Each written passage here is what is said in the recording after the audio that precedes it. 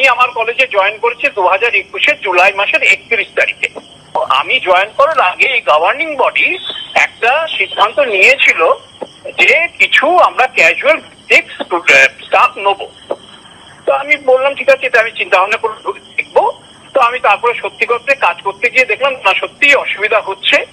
তো আমরা ওই জন্য পিওরলি টেম্পোরারি বেসিসে অস্থায়ী ভাবে কিছু কর্মী নিলাম। কিন্তু আমি গভর্নিং বডিকে একটাই কথা বলেছিলাম, এটা একদম মানে পুরো ট্রান্সপারেন্ট ব্যাপারটা, যে কাউকে আমি অ্যাপয়েন্টমেন্ট লেটার দিতে পারবো না, কারণ এটা কোনো অ্যাপয়েন্টমেন্ট না। কাজ করেন যেরকম অস্থায়ী ভাবে কাজ করে সেরকম আমার দরকার আছে কাজ করে। টিএমসিপি নেতা ও কলেজের এক অস্থায়ী কর্মী, তিনি কি বলেছেন দেখুন। থেকে এখানে 2022 সাল থেকে। কতজন আছেন এরকম? আমরা আছি অনেকজন। আমরা যখন ঢুকি এখানে 7 জন ঢুকেছি। এখন কতজন সংখ্যাটা? ওটা আমি ঠিক বলতে পারবো না, প্রিন্সিপাল স্যার বলতে পারবেন। আপনারা কিভাবে ঢুকলেন? কেন নিয়োগটা কিভাবে হয়েছে? দেখুন, আমি অত কিছু বলতে পারবো না। কোনো নিয়োগ বিজ্ঞপ্তি বা পরীক্ষা হয়েছিল? দলের পক্ষ থেকে হয়েছে? দলের পক্ষ থেকে নিয়োগ হয়েছে? হ্যাঁ। কোন দলে? তৃণমূল দল। তৃণমূল ছাত্র পরিষদ করতে? হ্যাঁ। আপনাদের কি কোনো লিখিত পরীক্ষা বা এরকম কোনো নোটিফিকেশন বা অন্য কোনো ইন্টারভিউ? হ্যাঁ, ইন্টারভিউ হয়েছিল। আপনারা কত বেতন পান? ক্যাজুয়ালি 6000 টাকা পাই এখন। টিএমসিপি করতো বলেই নিয়োগ করা হয়েছে 7 জনকে কর্মী হিসেবে। কিন্তু নিপুণ দাস, এবিভিপি নেতা, তিনি কি বলছেন যে তিনি 2023 সালের বিরোধিতা করেছিলেন, তাই ইউনিয়ন রুমে ঢুকে তাকে মারধরও খেতে হয়েছিল, এমনই অভিযোগ করছেন তিনি।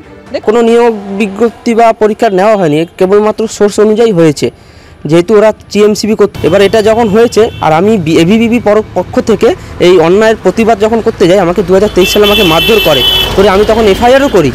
এফআইআর করার পরে যখন পুলিশ যখন বলেছে সিসিটিভি ফুটেজ আছে, তখন আমরা যে কলেজের যে প্রিন্সিপাল শুভব্রত চট্টোপাধ্যায় তার কাছে যাই, তখন সে না স্বীকার করে যে 3 দিন আগে তার ডিলেট হয়ে যায় যে সমস্ত, যে এমনকি এমন কলেজ ইউনিয়ন যেটা রাত্রেও খোলা থাকে,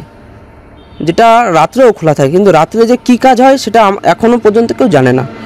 টিএমসিপির কিছু কার্যকর্তারা আছে যারা কিনা কোনো দিন এইচএস পাস দেয়নি বা পরীক্ষা দেয়নি, তারা কিনা কলেজে শাসন করছে। উচ্চ মাধ্যমিক পাস হলে, কলেজ পাস হয়ে গেলে বুড়ো হয়ে যায়, তাও কলেজে নেতৃত্ব দেয়, কারণ বাইরে ঘর সংসার ফেলে দিয়ে ইউনিয়নে পড়ে থাকে, রাত পর্যন্ত পড়ে থাকে।